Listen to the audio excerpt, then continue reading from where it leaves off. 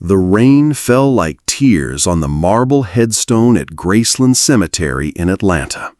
Richard Sterling knelt in the mud, his $1,000 suit soaked through, placing white roses on his wife's grave. 15 years. 15 years of visiting this cold stone every week, and the pain still cut like a blade. Look at the rich man crying over his dead wife. The voice came from behind him, a group of white teenagers walking past, their laughter sharp against the gray morning. Should have spent more time with her instead of making all that money, old man. Sterling's jaw clenched, but he didn't turn around. He'd heard worse. In boardrooms, in country clubs, even from his own brother, the billionaire who couldn't save his wife. His fingers found his wedding ring, twisting it slowly. Catherine used to do that when she was thinking. When they'd fight, she'd hum Amazing Grace and draw tiny birds on napkins, on the margins of books, anywhere her fingers could reach.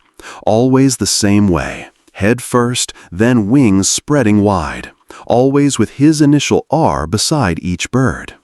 Your wife is still alive. The voice was soft, young, different.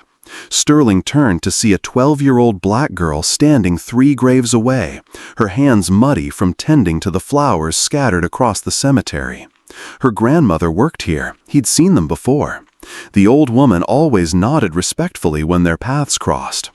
But this girl was looking right at him with eyes too knowing for her age, eyes that held pain he recognized. "What did you say?" His voice came out rougher than he intended. Maya Johnson clutched her father's worn journal tighter and took a step forward, her heart pounding. "I said, your wife is still alive, sir, and I can prove it." The old Fourth Ward in Atlanta was a neighborhood where past and present lived side by side. $1-million condos cast shadows over weathered shotgun houses, and the scent of soul food mixed with the aroma of overpriced coffee from trendy cafes. Maya had learned to navigate both worlds, but she belonged fully to neither. She lived in a small house on Auburn Avenue with her grandmother, Dorothy Johnson, who had raised her since the car accident 3 years ago. The accident that took her father and left Maya with nothing but his journal, pages filled with quotes about courage, hope, and standing up for what's right. The leather cover was worn smooth from her constant touching, especially when fear crept in. Courage is not the absence of fear, but acting despite it. Her father's favorite quote, written in his careful handwriting on the first page. Every day after school, Maya helped her grandmother tend the flowers at Graceland Cemetery. Dorothy worked nights at Sunshine Care Center, a place for people with memory loss and traumatic brain injuries. It wasn't glamorous work, but it paid the bills and gave Dorothy purpose. "Tell me about the lady again, Grandmama," Maya had asked just last week, sitting at their kitchen table while Aretha Franklin's voice drifted from the old radio. Dorothy paused from stirring her coffee. "Jane Doe, number 23? Child, why you so interested in that poor woman? She draws birds, just like you described that man doing at the cemetery today." Maya had been watching Sterling for months. Every Sunday, same time, same grave. She'd seen him trace shapes in the dirt when he thought no one was looking. Always the same pattern, a bird's head, then wings, always with the letter R. The woman at Sunshine Care did the exact same thing. "She was brought to us 15 years ago," Dorothy had explained. "Terrible car accident, they said. Brain injury so bad she couldn't remember her own name. But she never stopped humming church songs and drawing those little birds." Maya felt the familiar weight of her father's journal in her hands. Inside, pressed between pages about justice and standing up for others, was a sketch she'd made of the woman's drawings. Birds with the letter R, just like the ones she'd seen Sterling trace in the cemetery dirt. The radio crackled, and Nina Simone's voice filled the small kitchen. "I wish I knew how it would feel to be free." Maya looked up at her grandmother, determination growing in her chest like a fire. Grandmama, what if that lady isn't Jane Doe 23? What if she's somebody's wife? What you thinking, baby girl? Maya opened her father's journal to the page with her sketch. I'm thinking somebody's been crying over an empty grave for 15 years. Sterling Industries towered over downtown Atlanta like a glass monument to success. Maya had never been inside a building so tall, so clean, so intimidatingly white. The marble lobby echoed with the click of expensive heels and the hushed tones of people who belonged here. Maya didn't belong here. The security guard made that clear the moment she walked through the revolving doors. "Excuse me, little miss." His voice carried the kind of authority that came from years of keeping people like her out. "This isn't a public building. Where are your parents?" "I need to see Mr. Sterling. It's important." The guard's laugh was sharp. "Mr. Sterling doesn't see walk-ins, especially not." He looked her up and down, taking in her worn sneakers and faded jeans. "Especially not kids playing hooky from school." Maya clutched her father's journal tighter. Inside, she could feel the sketch of the birds, the evidence that could change everything. "Please, sir, it's about his wife." "His wife is dead, kid. Been dead 15 years. Now move along before I call your school." The elevator doors opened with a soft ding, and Richard Sterling stepped out. Maya had only seen him from a distance at the cemetery, but up close, his grief was written in the lines around his eyes, the way his shoulders curved inward like he was protecting something broken inside. "Mr. Sterling," Maya called out before the security guard could stop her. Sterling paused, his gaze moving from the guard to Maya. Recognition flickered across his face. "You're the girl from the cemetery." "Yes, sir. I tried to tell you about your wife, but—" "My wife is dead."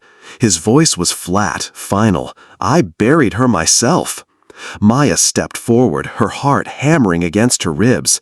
"But what if you didn't? What if you buried somebody else?" The lobby went quiet. Even the security guard stopped moving. Sterling's face darkened. "What kind of sick game is this? Did someone put you up to this?" His eyes narrowed as he looked at her properly for the first time. "What do you want? Money? Your people always want something." The words hit Maya like a slap. She'd heard whispers like that before, seen looks like that, but never so direct, never so cruel. But her father's voice echoed in her mind. Courage is not the absence of fear, but acting despite it. Maya opened her journal to the sketch page. "Your wife draws birds, Mr. Sterling. She draws them exactly like you do. Head first, then wings, always with the letter R." Sterling's face went white. "How could you possibly know that?" 3 days later, Sterling's private investigator sat across from him in the oak-paneled office, a thick folder between them. Detective Mike Harrison was old school, the kind of white cop who'd spent 30 years on Atlanta's streets and thought he'd seen everything. "The girl's clean, Mr. Sterling. Maya Johnson, 12 years old, honor-roll student at King Middle School, lives with her grandmother Dorothy, who works nights at some care facility." Harrison flipped through photos. "Father died in a car accident 3 years ago. Mother's been out of the picture since Maya was a baby." Sterling stared out his office window at the city below. Those birds Maya had described haunted him. Catherine's birds, the secret habit she'd never shared with anyone, not even their closest friends. What about the grandmother's workplace, this care facility? Sunshine Care Center, low-income place, mostly state-funded. They take in people with brain injuries, memory loss, that sort of thing. Harrison's tone suggested exactly what he thought of such places. "Look, Mr. Sterling, I know you're grieving, but don't let some kid play games with your head.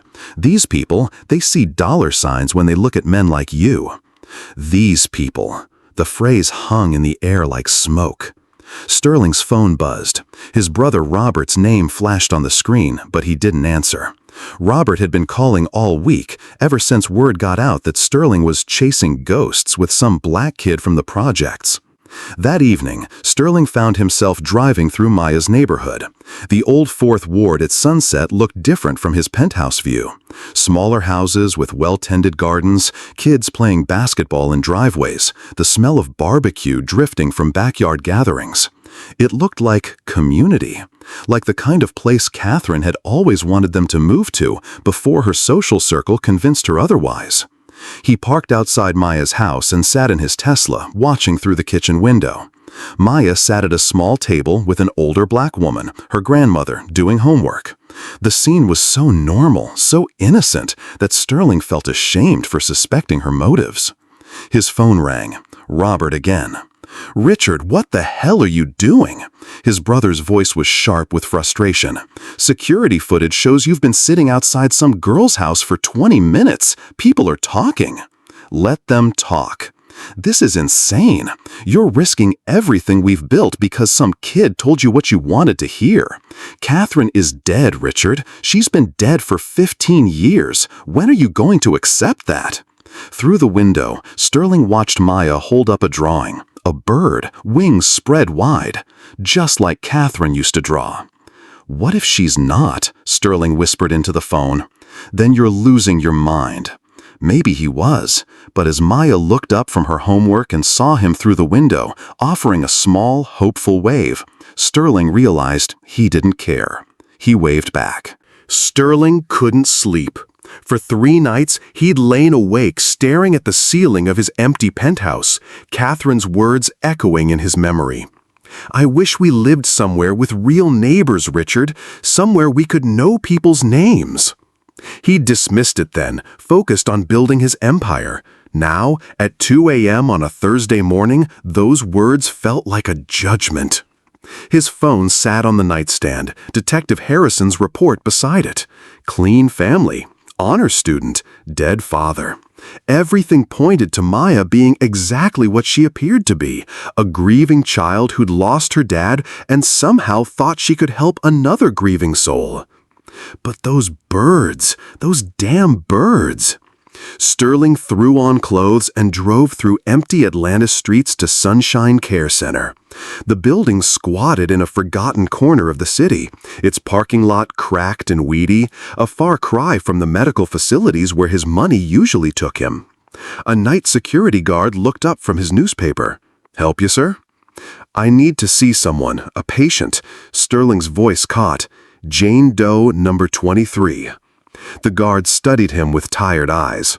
"Visiting hours are over, and we don't give out patient information anyway. You family?"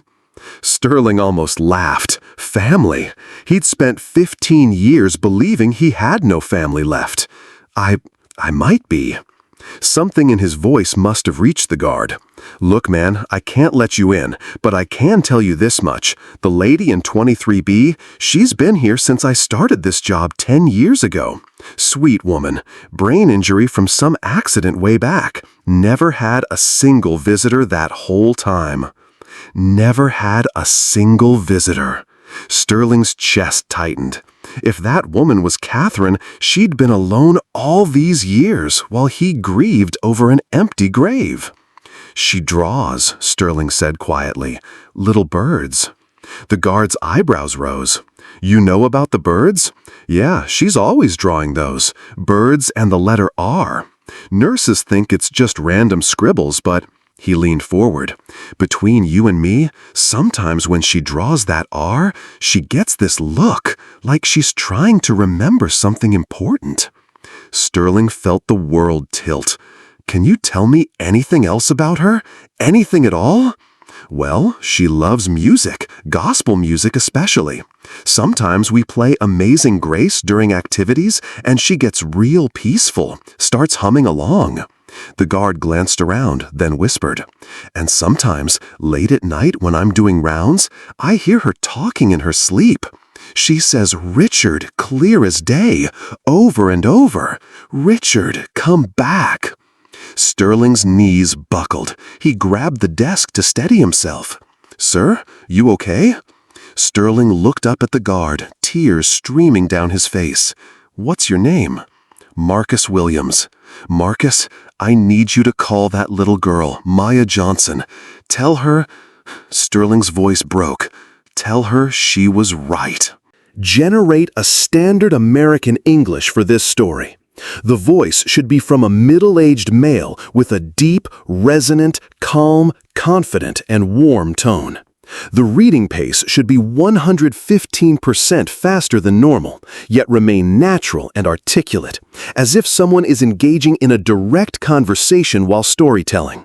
The voice must convey sincerity, depth, and profound empathy for the historical experiences and struggles of the Black community, expressing both an understanding of pain and an unyielding resilience.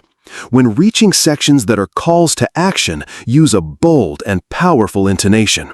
Specifically, when describing moments of triumph and overcoming adversity, the voice should become bright and full of pride, highlighting the transformation from vulnerability to strength, clearly conveying a sense of victory and jubilation. Throughout the narrative, the voice must maintain an evocative quality, as if a wise and experienced individual is sharing invaluable lessons. This should create a personal, intimate connection while remaining authoritative and trustworthy.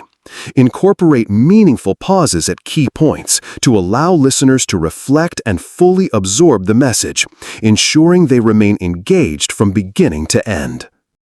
Maya's hands shook as she pushed open the door to room 23B. Behind her, Sterling stood frozen in the hallway, his face pale as winter.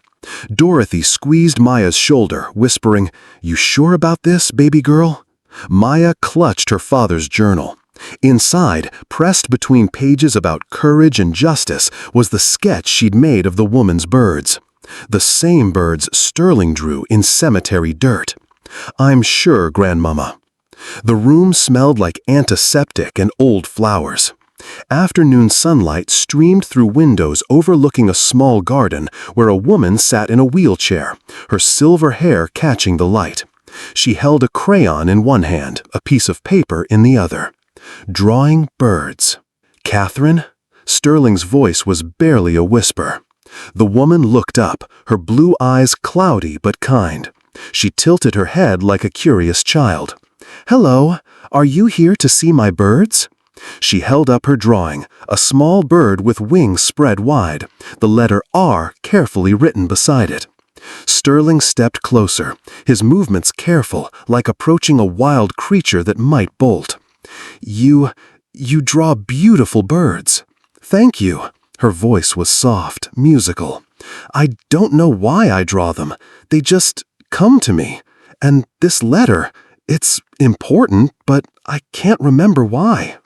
Maya felt tears building in her eyes. This was Catherine Sterling, alive but lost in the fog of her damaged mind.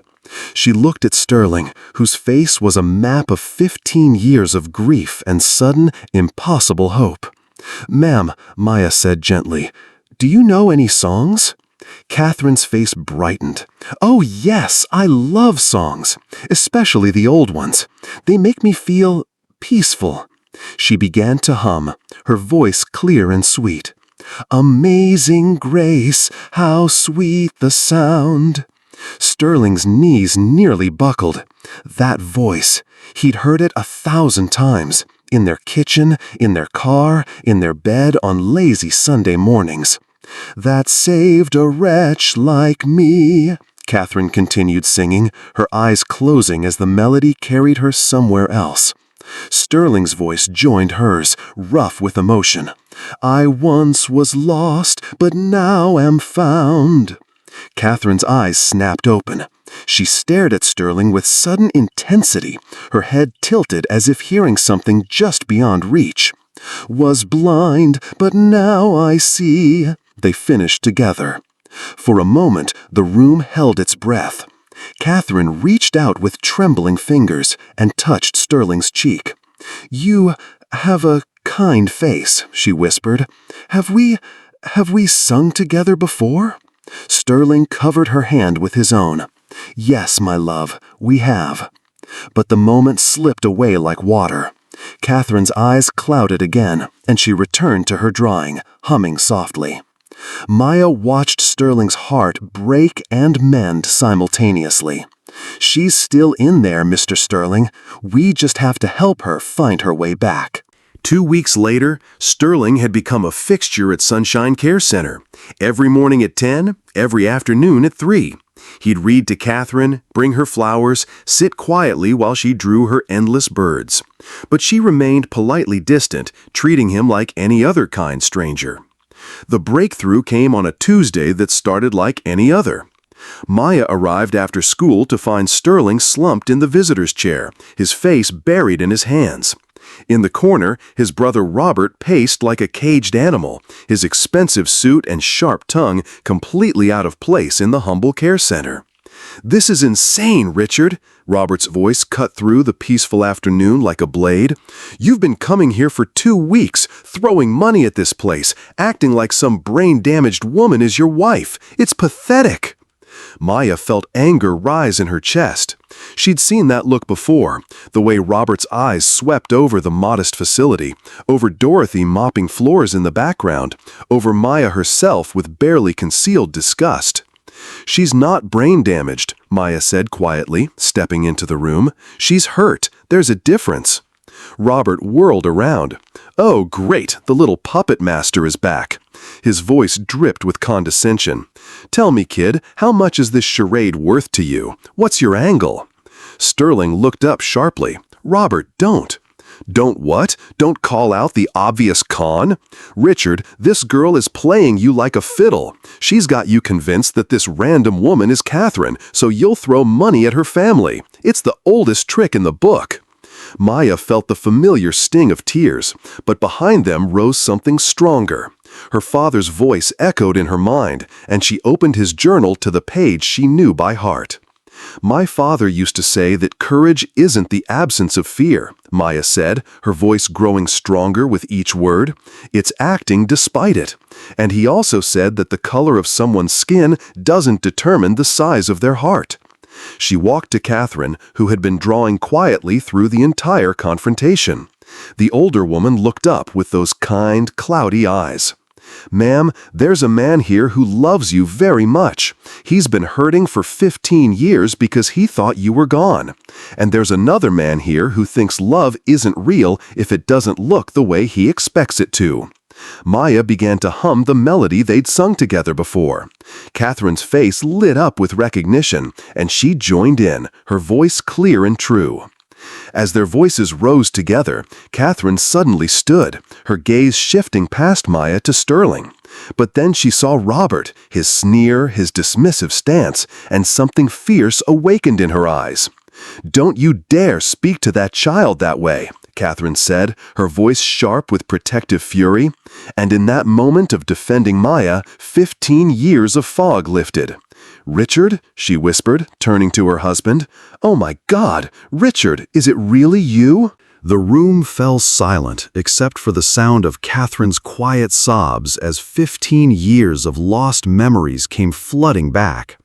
Sterling crossed the space between them in 2 strides, gathering his wife in his arms as if she might disappear again. "I'm here," he whispered against her hair. "I'm here, and I'm never letting you go again." Robert stood frozen, his face cycling through shock, embarrassment, and something that might have been shame. The racist certainty that had fueled his anger crumbled as he watched his brother hold the wife they'd all mourned. "How is this possible?" Robert's voice was barely audible. Dr. Martinez, the care center's director, had been called when Catherine's breakthrough began.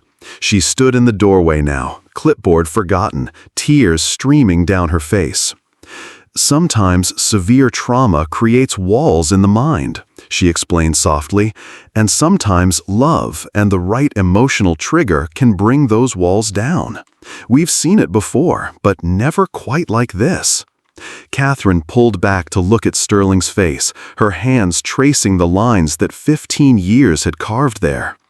"You got older," she said with a watery laugh. "So did you," Sterling replied, touching her silver hair.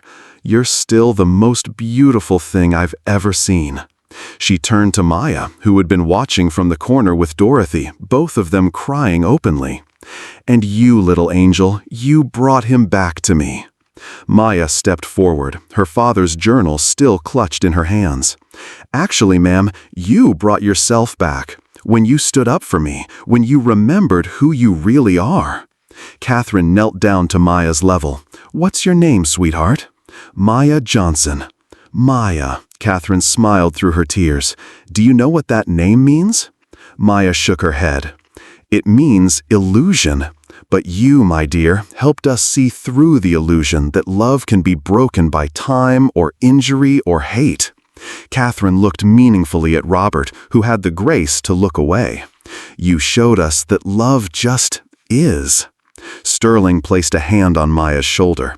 "This girl saved my life. She saved both our lives." Robert cleared his throat, his voice thick with emotion he was trying to control. I owe you an apology. Several apologies." He looked at Maya, then at Dorothy, then at the humble room that had housed a miracle. "I was wrong. About everything." Maya opened her father's journal to the first page, then read aloud. "The size of a person's heart is not measured by the color of their skin, but by the courage of their actions." She looked up at the faces around her. Sterling and Catherine reunited, Dorothy beaming with pride, Dr. Martinez witnessing something unprecedented, and even Robert learning to see beyond his prejudices. "My dad would have loved this story," Maya said softly. 1 year later, the 4th of July fireworks painted the Atlanta sky in brilliant colors above Sunshine Care Center's newly renovated garden. What had once been a forgotten corner of the city now bloomed with roses and bird baths funded by the Catherine Sterling Foundation for Memory Care. Maya stood on the small stage they'd built for today's celebration, looking out at faces that had become family.